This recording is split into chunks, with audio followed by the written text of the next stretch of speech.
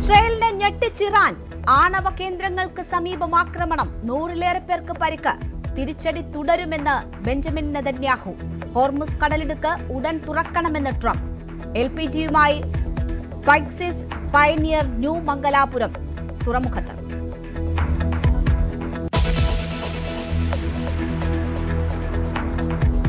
ഒമാനിൽ മിന്നൽ പ്രണയം. 2 മലയാളികൾക്ക് ദാരുണാന്ത്യം. ഒരാളെ കാണാനില്ല. അപകടത്തിൽപ്പെട്ടത് തൃത്താല സ്വദേശികൾ.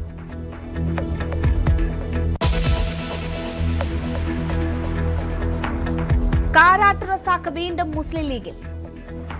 തറവാട്ടിലേക്ക് തിരിച്ചു വന്ന് മാതൃസംഘടനയിൽ പ്രവർത്തിക്കുക എന്നുള്ളത് മാത്രമാണ് ഇപ്പോൾ ലക്ഷ്യം. ഉപാധികളില്ലെന്ന് സാദിഖ് അലി തങ്ങൾ. ഒരു ഉപാധികളുമില്ലാതെയാണ് അദ്ദേഹം വന്നിട്ടുള്ളത്. ഇനി അദ്ദേഹം മുസ്ലിം ലീഗിൽ സജീവമായി പ്രവർത്തിക്കും. UDF ട്രെൻഡ് തെളിയിക്കുന്നതെന്ന് കുഞ്ഞാലിക്കുട്ടി. ഇപ്പോ ട്രെൻഡ് UDFന് അനുകൂലമാണ്. ഭൂരിപക്ഷം കിട്ടും എന്നാണ് ഇത് കാണിക്കുന്നത്. കൂടുതൽ പേർ തിരിച്ചെത്തുമെന്ന് PK ഫിറോസ്.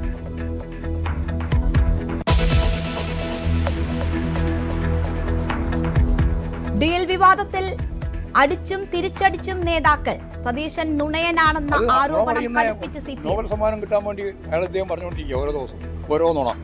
ഒരു നുണയല്ല, 8-9 നുണയാണ് ഓരോ ദിവസം പറഞ്ഞുകൊണ്ടിരിക്കുന്നത്. നുണ പറയുന്നതിനുള്ള നൊബേൽ സമ്മാനം MV ഗോവിന്ദനുള്ളതെന്ന് VD സതീശൻ. വീണ ജോർജിന്റെ ആരോഗ്യമന്ത്രിയുടെ കഴുത്ത് പിടിച്ച് കേസുകാരി തിരിച്ചു, കൈ പിടിച്ചു വളച്ചൊടിച്ചു എന്ന് ഈ കേരളത്തിലെ ജനങ്ങളോട് നോക്കി പച്ചക്കള്ളം വിളിച്ചു പറഞ്ഞ ആളാ MV ഗോവിന്ദൻ. ഈ കേരളത്തിലെ ഏറ്റവും വലിയ നുണയന്മാരിൽ ഒരാളാണ്. CPM സ്ഥാനാർത്ഥി പട്ടിക ഡീലിന്റെ ഭാഗമെന്ന് KC വേണുഗോപാൽ. കോഴിക്കോട് ഷിഗല്ല രോഗവ്യാപനത്തിന്റെ ഉറവിടം കണ്ടെത്താൻ പരിശോധന.